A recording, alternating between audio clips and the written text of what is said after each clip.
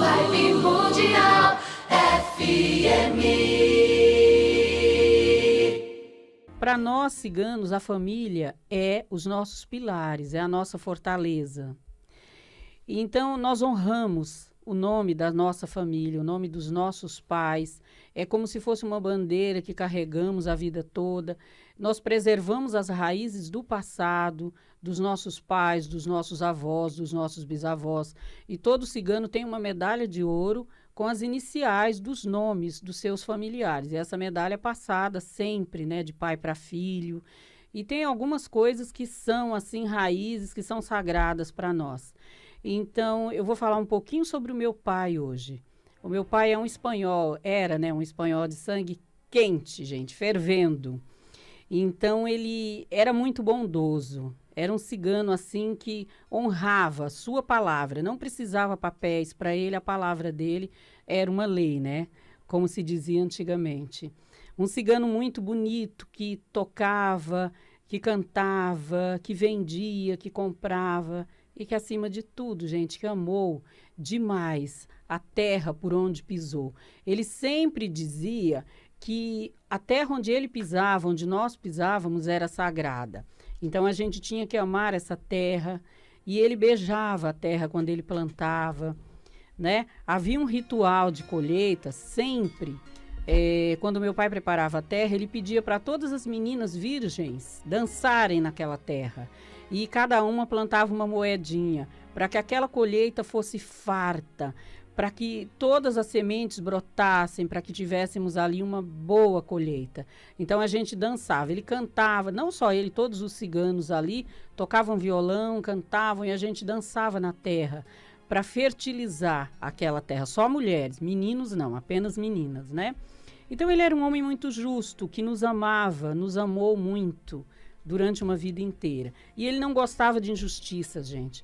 E meu pai conseguiu que a gente ficasse numa terra que pertencia a um homem muito rico. Ele era um advogado, ele era dono de praticamente tudo ali onde a gente viveu, né?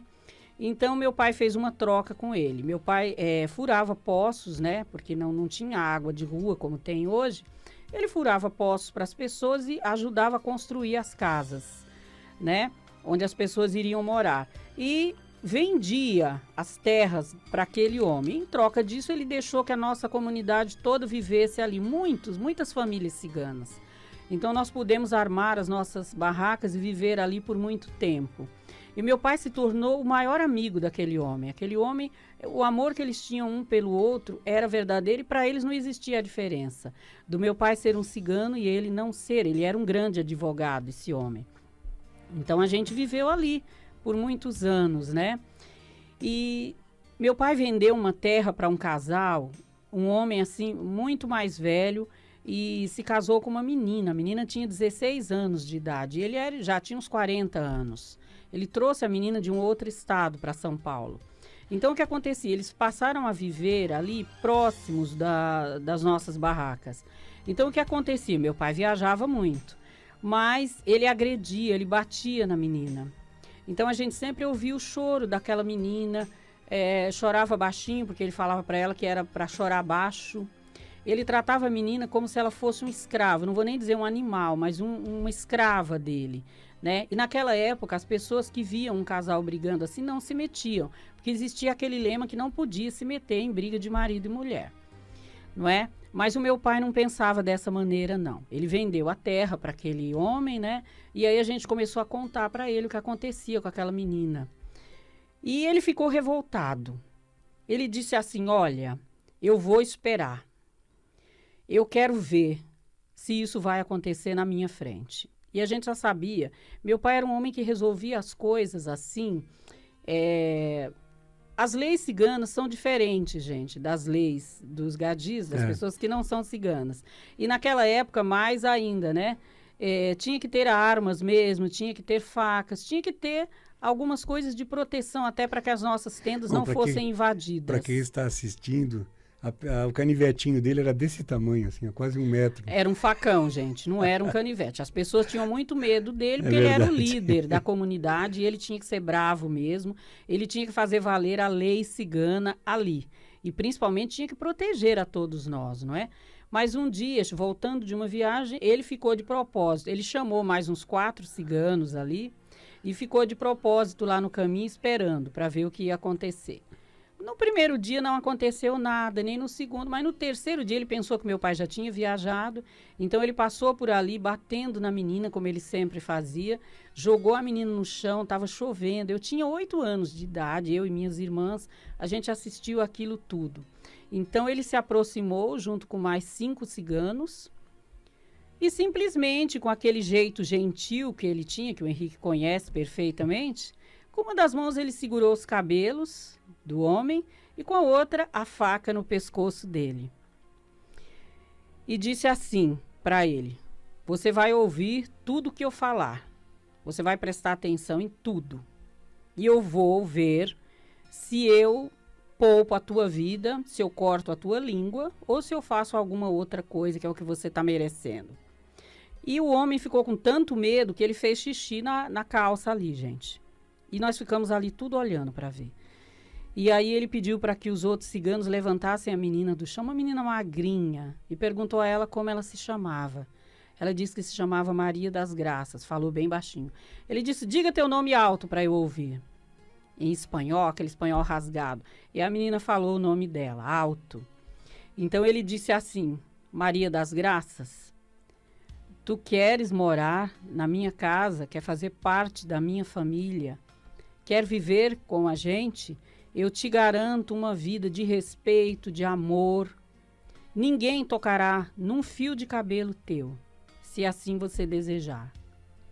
Ela disse: eu quero, chorando ali, né? Então ele segurando ali no cabelo gentilmente do rapaz, ele disse assim para ele: olha, de hoje em diante, Maria das Graças pertence à minha família, é minha filha.